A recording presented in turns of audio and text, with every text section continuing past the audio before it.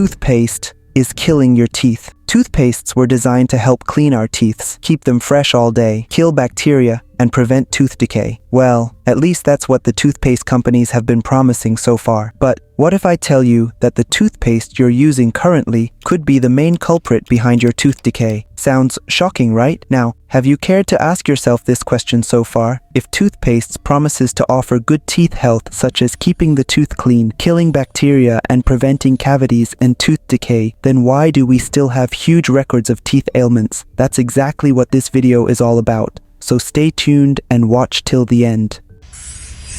Right, you.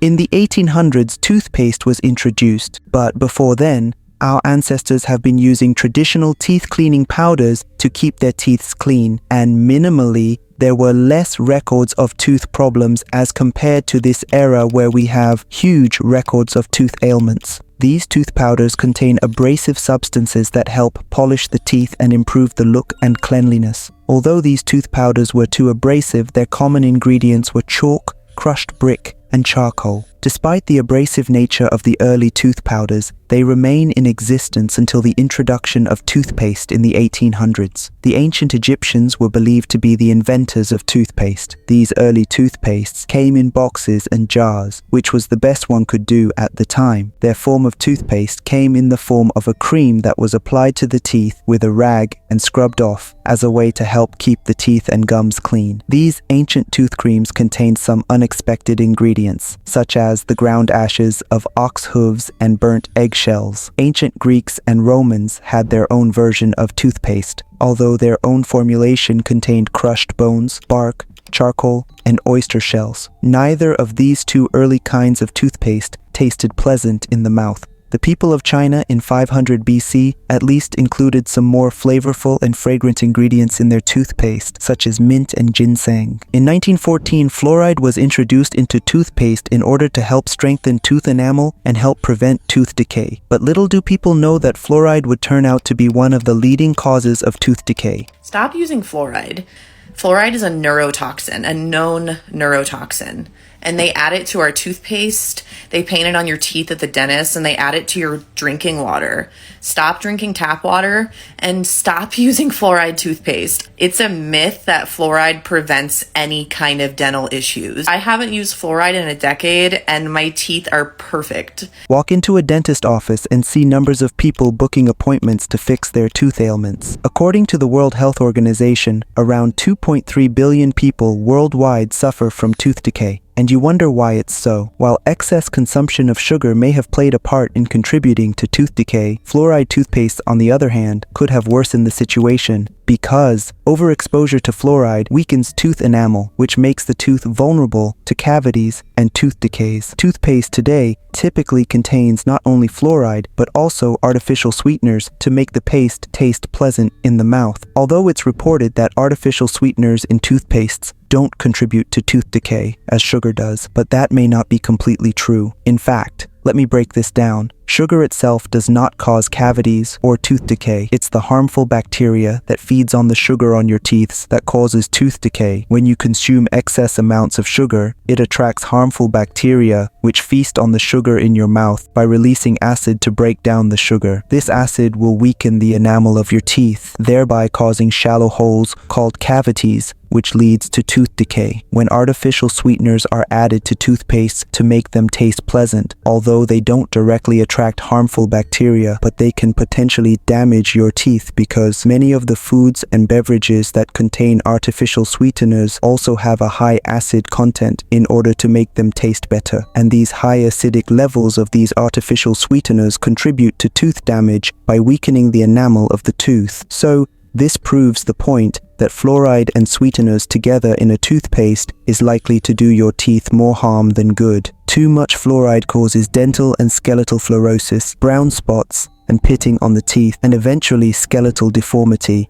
With high cases of people complaining of tooth cavity, yellowish or brownish teeth stains, chances are they occurred due to overexposure to fluoride. When it comes to fluoride contributing to tooth deformity, toothpaste isn't the only product to blame. The water you drink also contributes to these damages. You see, the water you drink also naturally contains fluoride, but not enough to cause teeth problems. The fluoride content in rivers and lakes is less than 0.5 milligrams per liter, which isn't an overexposure. But when it comes to the table water we consume daily, most of them contains fluoride levels of up to 2.40 milligrams per liter to 4 milligrams per liter, which may increase the risk of skeletal fluorosis, a condition that causes bones to break easily and causes calcium to build up in ligaments and tendons. These table waters are being fluoridated with fluoride during production for the sole purpose of strengthening our teeth by preventing tooth decay, but with the high percentage of fluoride involved, it's doing the entire opposite to oral health by breaking down the tooth enamel and weakening them over time and preventing remineralization. In the 1950s, any toothpaste containing fluoride had to carry a warning label saying that the toothpaste should not be used if local water was fluoridated. This warning disappeared in the late 1950s. So, if you've been using fluoride toothpaste, chances are your teeth are dying. My dentist does not recommend fluoride.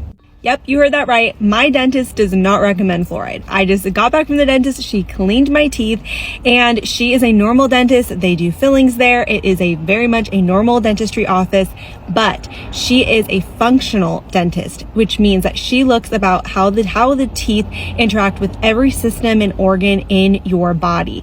And in her opinion, through her research as a legit board certified dentist, is that fluoride is a neurotoxin, and the toxins that it delivers and can accumulate in your brain, the risks of that far exceed the benefits of using fluoride in your toothpaste or any type of oral care. I'm not an expert by any means, but I used to get a ton of cavities and I used to have really bad oral health. And so in the last 6-ish years, I've really changed around my routine, fluoride free, gone all completely natural, non-toxic, and it's worked for me. And so I'm just a mama sharing what's worked for me because maybe it'll help you out. Even people who barely brush their teeth with fluoride toothpaste may have a healthier set of teeth than those brushing with fluoride-based toothpaste. I have not brushed my teeth since I was 8 years old. Your teeth gonna fall out, man. Oh yeah, I'm 62 years old and I got every one of them, never had a cavity, and I've never had any problems with them. Go figure that one out. 8 years old? No, I just do hydrogen peroxide. Go on a YouTube video and watch if you put Crest on a toothbrush, take that same toothbrush on a rusted chrome bumper and watch it just take all the rust right off the bumper. Now that's the same thing that you're cleaning your teeth with. What you're doing is you're withdrawing the enamel. In other words, you're taking the enamel, the protection off your teeth. These toothpaste companies make millions of dollars in sales selling fluoride and sweetener-induced toothpaste to millions of people across the world. In fact,